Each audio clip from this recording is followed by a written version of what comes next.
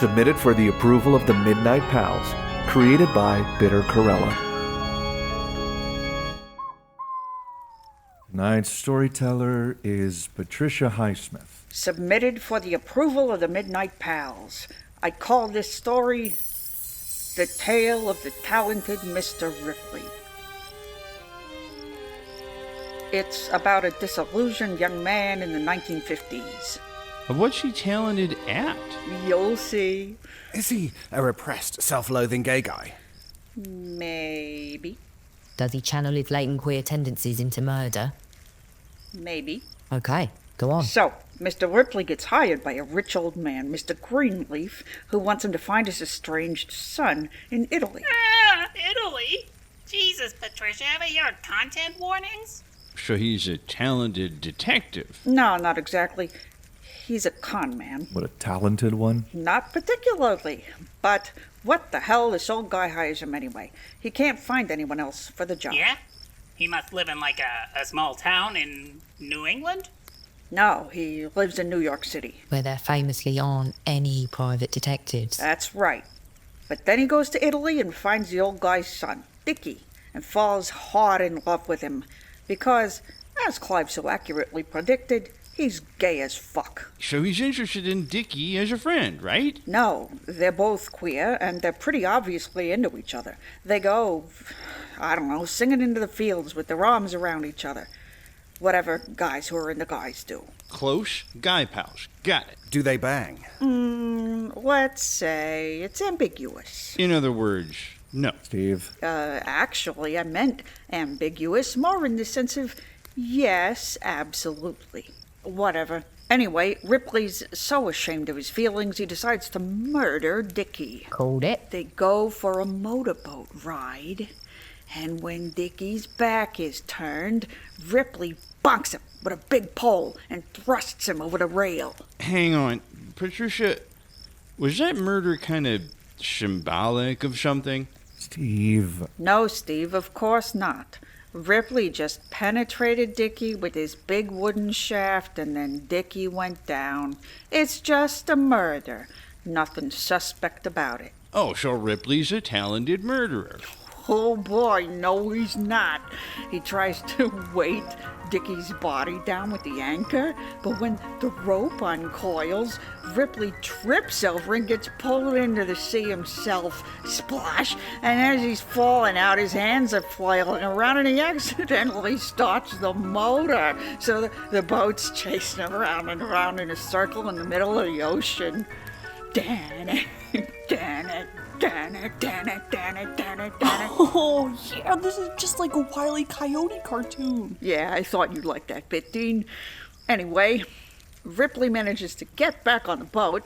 Then he's like, I know, I'll take over Dickie's identity. Right. He's a talented identity thief. No, he's useless. He almost gets caught by this Italian cop. Oh. Huh. Well, Italians are bad, but cops are so good. But I wanted to do a couple sequels, so he gets away. Hello, midnight boyfriends and girlfriends. It's me, Charles Dickens. Hey, good to see you, Charles. You got a cold or something, Charles? You sound a bit, Danish? Oh my god, is that catching? What? No, I'm fine. English, Bjorn and bread. Apples and pears, me old Bob's uncle. Pop the kettle on and we'll have beans on the toast. Sounds legit. Haven't seen you in a while, Charles. What you been up to? Oh, this and that. I went on vacation with my good friend, Hans Christian Andersen. We hung out, braided each other's hair, watched all of my favorite movies. Wait a minute. What stories have you been working on, Charles? More gritty but uplifting sagas about life in the London slums? Oh yes, my work in progress has lots of cheeky street urchins and problematic loan sharks. Uh-huh. No mermaids at all. I see. 'Cause, my wife, she adores your work. She'd be over the moon if I could pass on a little sneak preview about your next story. Oh, I don't know about that. Nothing spoilery, just something to whet our appetite, like, say, the names of some of the characters? Well, there's the obsequious lawyer, Mr. Bootlick. Then there's the lovable chimney sweep, Chimney McSweepface.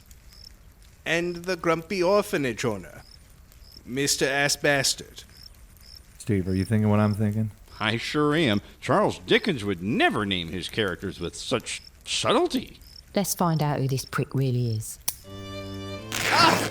Oh, no, She's ripping his head off. please, It's okay, Dean. It's a mask. no. Oh, that's a thought. Ah! Hey, you're right. It is a mask.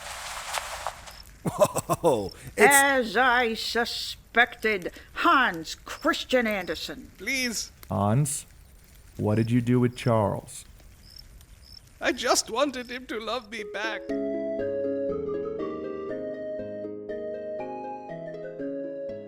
Submitted for the approval of the Midnight Pals, star Kate DAVOLI, Brad Barnes, David AULT, Rodrigo BORGES, Rebecca D'Souza, Robin Johnson, REN Montgomery, and Jason Robinson. Submitted for the approval of the Midnight Pals is a work of social and literary satire. All characters are fictitious, especially the real ones, and any elements of work not in the public domain are used for purposes of parody and comment. Follow Submitted for the approval of the Midnight Pals on Blue Sky, or find all episodes and more information at midnightpals.com or wherever you find podcasts.